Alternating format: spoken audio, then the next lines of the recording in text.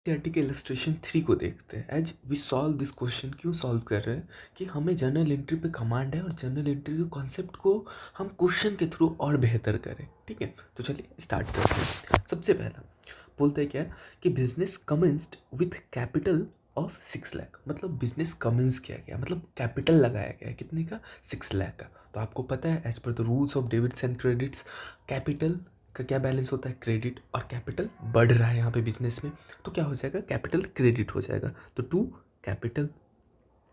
अब हम क्या अलग करें, तो एनसीईआरटी में जब भी कुछ नहीं बोला गया तो इधर मैक्सिमम केस में कैश लेते हैं। अगर पेमेंट कर रहे हैं या कोई भी एक्सपेंस का पेमेंट कर रहे हैं, नहीं बताएगा कि कैश में या बैंक में, तो मेनली एनसीईआरटी कैश में करता है। तो आपको भी यही चीज़ करना है। तो कैपिटल में भी ये नहीं बताया कि बैंक में या कैश में, तो हम सिंपली क्या करेंगे, कैश में कर देंगे। तो हमारे यहाँ कैश आया, कैश बढ़ा, एसेट डेबिट बैलेंस होता है तो डेबिट कर दिया हमने। तो cash account debit 6 lakh 6 lakh. तो फर्स्ट का क्या हो गया कि कैश टू कैपिटल। चलिए इसका देखते हैं। तो यही चीज़ है, cash to capital 6 lakh 6 lakh.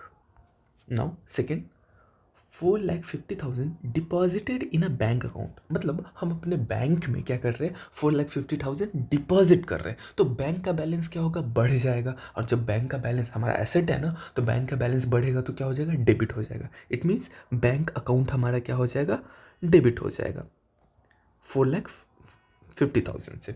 अब हम क्या कर रहे हैं, इसमें बैंक अकाउंट में क्या हम कैश जाके डाल रहे होंगे, तो हमारा क्या होगा, कैश कम होगा। कैश अगर हमारा कम होगा, एसेट हमारा कम होता है, तो डेबिट बैलेंस उसका अपोजिट क्रेडिट कर देंगे। तो टू कैश 4.5 लाख। अब इस एंट्री को ना समझना कॉन्ट्रा एंट्री भी बोलते हैं। कॉन्ट्रा एंट्री क्यों, क्योंकि कैश और बैंक के बीच में जो भी ट्रांजेक्शन होता है ना, बैंक में डाला या बैंक से विड्रॉ किया, तो इसको कॉन्ट्रा एंट्री बोलते हैं। ठीक है, तो चलिए इसका देखते हैं।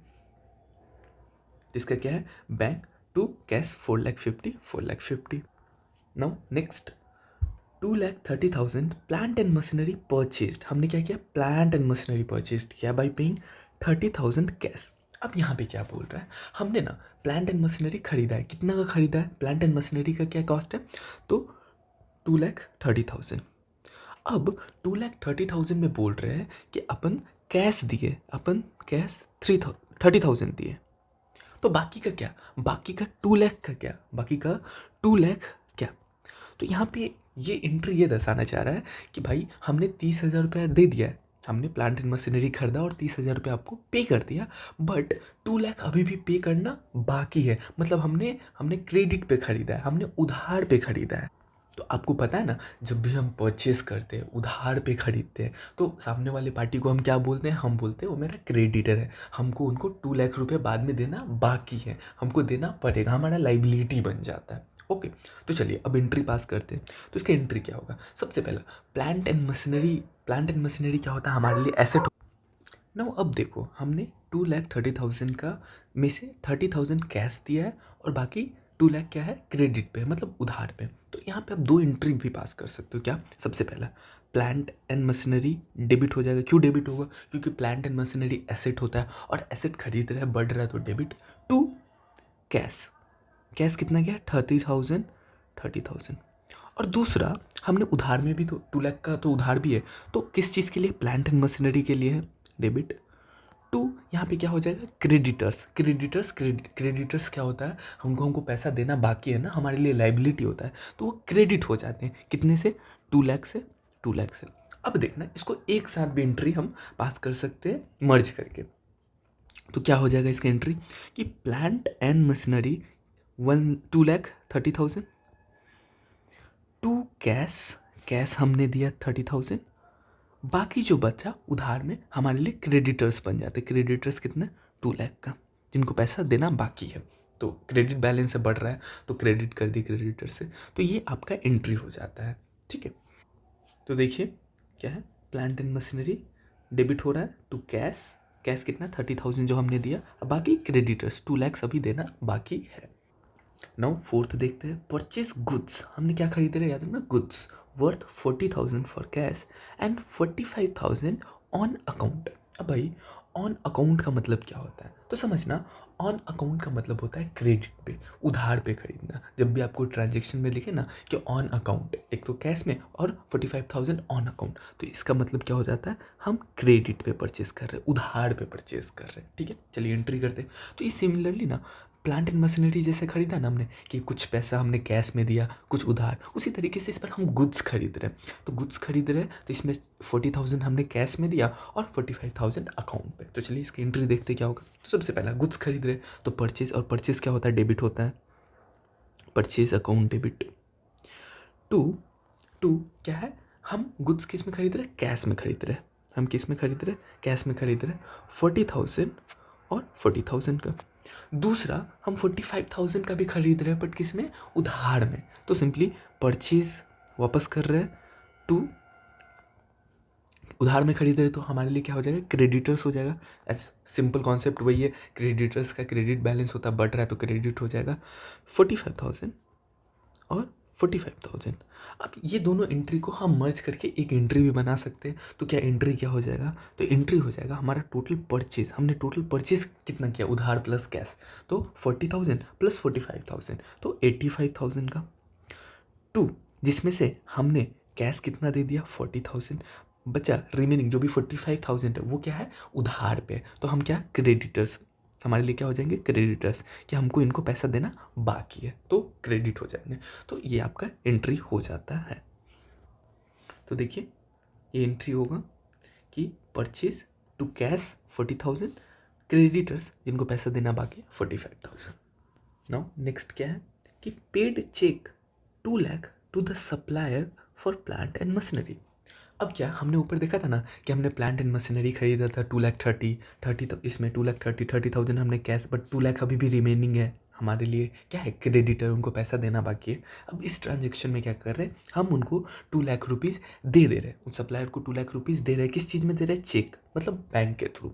तो एंट्री क्या होगा, अब देखो समझना, हम सप्लायर को पेमेंट कर रहे हैं, ध्यान रखना, ऐसा नहीं, कंफ्यूज मत होना कि प्लांट एंड मशीनरी वापस से खरीदना है, ऐसा नहीं। प्लांट एंड मशीनरी जो खरीदा है वो रेफरेंस दे रहा है, तो वो जो सप्लायर बना था, जो क्रेडिटर बना था, हम उनको पेमेंट कर रहे हैं। अब देखो जब हमारा सप्लायर बना था तो क्या था, सप्लायर जो क्रेडिटर होता है इसका क्या बैलेंस होता है, क्रेडिट बैलेंस होता है, क्योंकि लाइबिलिटी है तो हमने क्रेडिट किया।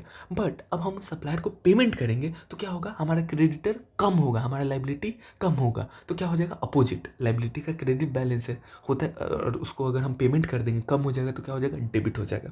तो हम सप्लायर मतलब क्रेडिटर्स को अकाउंट डेबिट कर देंगे। क्यों डेबिट करेंगे, क्योंकि हमारा लाइबिलिटी कम हो जाएगा, पेमेंट कर देंगे। और पेमेंट कर क्या रहा है, तो बैंक के थ्रू, हमारा एसेट है, मेरा बैंक से पैसा जाएगा तो एसेट कम होगा तो उसको क्रेडिट कर देंगे, कितना, 2 लाख। तो एंट्री क्या हो जाएगा, क्रेडिटर्स टू बैंक 2 लाख। तो देखना एंट्री क्या होता है, creditors to bank 2 lakh. Okay, now next entry क्या बोलता है, 17,000 कैश सेल्स। हम क्या कर रहे हैं, कैश सेल्स कर रहे हैं ऑफ गुड कॉस्टिंग 50,000। हमने गुड्स खरीदा होगा, मान लो 50,000 का गुड्स खरीदा होगा, हम उसको 70,000 में बेच दे रहे हैं। इसमें 70,000 पे मतलब 20,000 का प्रॉफिट रख के हम उसको बेच दे रहे हैं।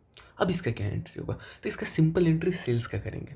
सेल्स का क्या एंट्री होता है, तो सेल्स क्रेडिट होता है, तो टू सेल्स, और आ क्या रहा है, तो आ हमारे पास रहा है कैश एसेट है, डेबिट कर देंगे, अकाउंट डेबिट। अब अमाउंट क्या लिखे, तो कंफ्यूज मत होना, जब भी सेल्स होता है, सेल्स जो होता है सेलिंग प्राइस पे होता है, मतलब हमने जितना मेरे पास पैसा आया है उसको सेल्स करते हैं, ठीक है। तो 70,000 आया तो 70,000 एक कॉस्ट से कंफ्यूज मत होना, ठीक है, कॉस्ट 50,000, इससे कंफ्यूज नहीं होना है। अगर इसका प्रॉफिट, इसमें सिंपली यही बता रहा है कि 50,000 का चीज़ है, हमने खरीदा और 70,000 में बेच दिया, मतलब 20,000 का प्रॉफिट करके भेज दिया। लेकिन एंट्री जब भी सेल्स का, जब भी रेवेन्यू का एंट्री हम पास करते हैं तो सेलिंग प्राइस पे होता है, तो ये 70,000 जितना कैश आ रहा है उतना पे, तो एंट्री क्या हो जाएगा, कैश टू सेल्स। अमाउंट क्या हो जाएगा, अमाउंट याद रखना 70,000। अब देखो यहाँ क्या है, कैश टू सेल्स 70,000, और वो जो 50,000 दिया हुआ है ना, वो सिर्फ बता रहा है कि प्रॉफिट हुआ, तो वो नरेशन में भी कि गुड्स सोल्ड ऑन प्रॉफिट पे हमने गुड्स सोल्ड किया, बस उस चीज़ के लिए दिया था। ओके, नाउ नेक्स्ट एंट्री क्या बोलता है, विड्रॉल बाय द प्रोपराइटर मतलब owner 35,000 cash for personal use. Personal use के लिए अगर कोई भी प्रोप्राइटर पैसा निकाल देता है तो उसको क्या टर्म क्या है याद है ना, तो उसको क्या बोलते हैं, drawing. Drawing is like an expense, expense है तो क्या कर देंगे, डेबिट। तो ड्राइंग अकाउंट डेबिट। टू, अब क्या निकाल रहे हैं याद रखना, अगर कैश निकाला है तो कैश को क्रेडिट कर देंगे, अगर गुड्स निकालता है तो क्या कर देते हैं, परचेज को क्रेडिट कर देते हैं। यहाँ पे क्या है, कैश को निकाल रहा है तो टू कैश 35,000, 35,000 याद रखना। जब भी वो गुड्स अपना गुड्स ले जाता है तो क्या करते हैं, परचेज को क्रेडिट रिवर्स कर देते हैं, परचेज को उल्टा कर देते हैं क्रेडिट करके। लेकिन यहाँ पे क्या है, स्पेसिफिकली बोला है कि कैश है तो कैश को क्रेडिट, कैश कम होगा तो कैश को क्रेडिट कर दिया, ड्राइंग एक्सपेंस है तो डेबिट कर दिया 35,000, 35,000। तो देखो drawing to cash 35,000, 35,000। Now next क्या है, insurance paid by cheque 2,500। Insurance हमारे लिए क्या है, इंश्योरेंस हमारे लिए खर्चा है, हम पे कर रहे हैं, वर्ड भी लिखा है पे, तो इंश्योरेंस हमारे लिए खर्चा है। तो खर्चे को क्या करते हैं, एक्सपेंस को क्या करते हैं, डेबिट करते हैं। तो इंश्योरेंस को डेबिट कर देंगे, इंश्योरेंस अकाउंट डेबिट। अब जा क्या रहा है, कैश या बैंक, तो देखना है चेक है तो चेक मतलब हम बैंक के थ्रू कर रहे हैं तो बैंक हमारा कम होगा, मतलब हमारा एसेट कम होगा तो क्रेडिट कर देंगे टू बैंक 2,500, 2,500। तो ये हमारा एंट्री हो जाएगा। तो देखो insurance to bank 2,500, 2,500। No ninth, ये इंपॉर्टेंट है, ये इंपॉर्टेंट एंट्री समझना। Salary of 5,500 outstanding, salary of 5,500 is outstanding. अब समझना, आपको टर्म फेमिलियर होना चाहिए, जैसे प्रीपेड, प्रीपेड हो गया, एडवांस हो गया, आउटस्टैंडिंग। बट इस एंट्री में आउटस्टैंडिंग है तो मैं आपको समझा देता हूँ क्या है। तो आउटस्टैंडिंग का मतलब क्या होता है, कोई भी एक्सपेंस, कोई भी एक्सपेंस। एक्सपेंस कैसे हो सकता है, जैसे टेलीफोन एक्सपेंस हो सकता है, हमको आपको सैलरी देना है वो हो सकता है, रेंट देना है, रेंट पे करना है, ये तो ये क्या हो गया, एक्सपेंस हो गया। तो मान लो रेंट मेरे को पे करना था मंथ एंड में, बट हम ये ईयर एंड पे जो भी मान लो, तो फॉर एग्जांपल मेरे को इस मंथ में, इस ईयर में मेरे को क्या करना था, पेमेंट करना था मंथली। समझो कि मंथ के 30 तारीख पे हमको एक कोई भी एक्सपेंस, कोई भी रेंट हो सकता है या सैलरी, सैलरी यूजुअली हम देते हैं ना कि मंथ एंड पे सैलरी देते हैं, तो हमारे लिए एक्सपेंस होता है। तो सैलरी देना था, मान लो 10,000 का सैलरी हमको एक एम्प्लॉय को देना था, बट हमने उसको अभी तक दिया नहीं और 30 तारीख बीत भी गया।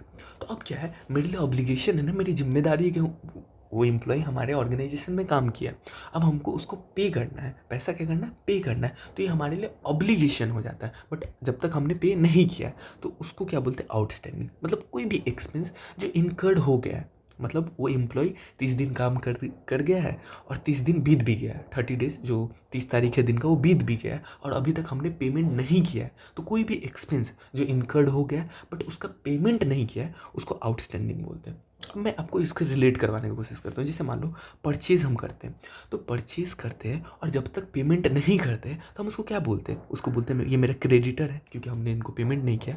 उसी तरीके से कोई भी एक्सपेंस है, कोई भी एक्सपेंस जो हो गया हो, जो इनकर्ड हो गया हो और उसका पेमेंट नहीं किए हो तो उसको क्या बोलते हैं, आउटस्टैंडिंग, आउटस्टैंडिंग एक्सपेंस बोलते हैं। ये हमारे लिए क्या होता है, लाइबिलिटी होता है, ये हमारे लिए ऑब्लिगेशन होता है। ओके नाउ अब इसके ट्रीटमेंट के बारे में समझते हैं कि अब करें क्या।